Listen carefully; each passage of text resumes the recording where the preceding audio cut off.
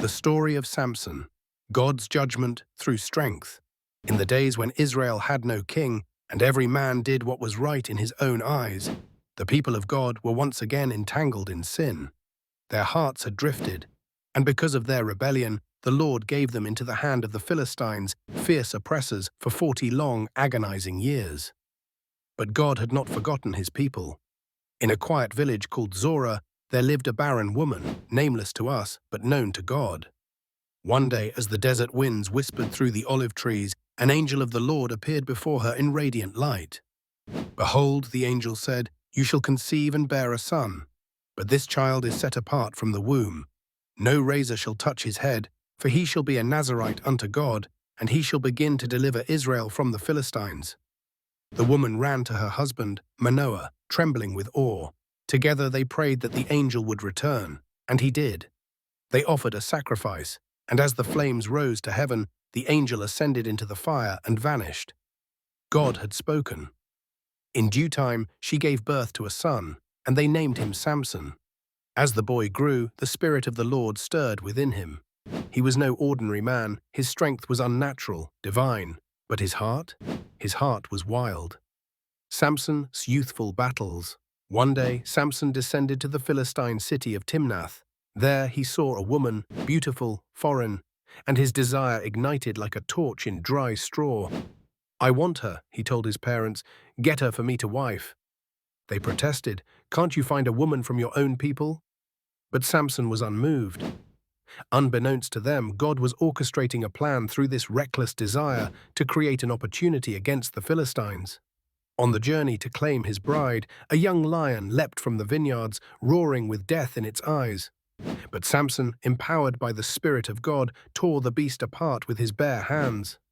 Days later, he returned and found bees had made honey in the lion's carcass. He scooped it up and ate. At the wedding feast, he posed a riddle to the Philistines. Out of the eater came forth meat, and out of the strong came forth sweetness. They couldn't solve it, so they threatened his wife, who coaxed the answer from him.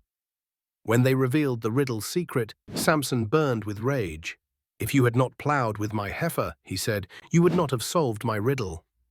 Then he went out, slew 30 Philistine men, and used their garments to pay his debt. Fire and fury, returning later to claim his bride, Samson found her given to another man. His fury knew no bounds. He caught 300 foxes, tied their tails together in pairs, and set them ablaze, releasing them into Philistine fields. Grain, vineyards, and olive groves, all consumed by fire. The Philistines retaliated, and Samson retaliated again.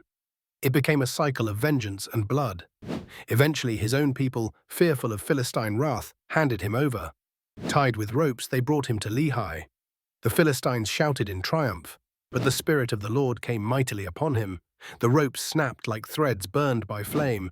Seizing the jawbone of a donkey, he struck down 1,000 men. Sweat-drenched, blood-stained, and parched, Samson cried out, "Shall I die of thirst after this victory?" God split the hollow ground, and water gushed forth. Revived, Samson judged Israel for 20 years, but temptation still hunted him. The betrayal of Delilah, Samson's desire, again led him to Gaza, where he lay with a harlot. The Philistines surrounded the city, waiting till dawn. But at midnight, Samson rose.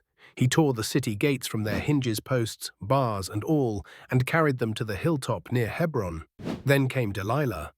Her beauty was cunning, her charm a trap. The Philistine lords came to her secretly. "Entice him, discover the secret of his strength. Each of us will pay you silver." Night after night, she whispered to Samson, "Tell me wherein your strength lies." At first, he played games, fresh bowstrings, new ropes, weaving his hair.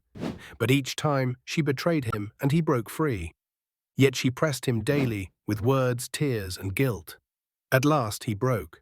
"My strength lies in my hair," he confessed. "For I am a Nazarite unto God from my mother's womb. If my hair be shaven, I shall become weak like any other man." That night, as he lay on her lap, she lulled him to sleep. A razor was brought, his locks were cut, and the Spirit of the Lord departed from him. Capture and final judgment. The Philistines seized him. They gouged out his eyes and bound him in bronze chains. He became a grinder in the prison blind, mocked, broken. But his hair began to grow. One day the Philistine lords held a great feast to their god, Dagon. Drunk with pride, they called for Samson to entertain them. Led by a boy, Samson was brought into the temple, packed with thousands. He felt the pillars. He whispered one final prayer. "O Lord God, remember me. Strengthen me, I pray thee, only this once, that I may be avenged of the Philistines for my 2 eyes." With all his might, Samson pushed. The pillars buckled, the roof collapsed. And in his death, he slew more Philistines than he had in his life. His family came and buried him between Zorah and Eshtaol. The legacy of Samson. Samson, a man flawed by passion but chosen by God. A man of unmeasured strength, yet ultimately brought low by his own weakness. But even in failure, God used him.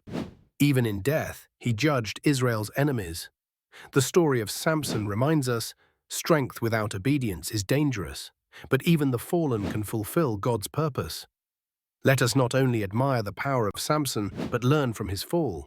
And remember, God's strength is made perfect in our weakness.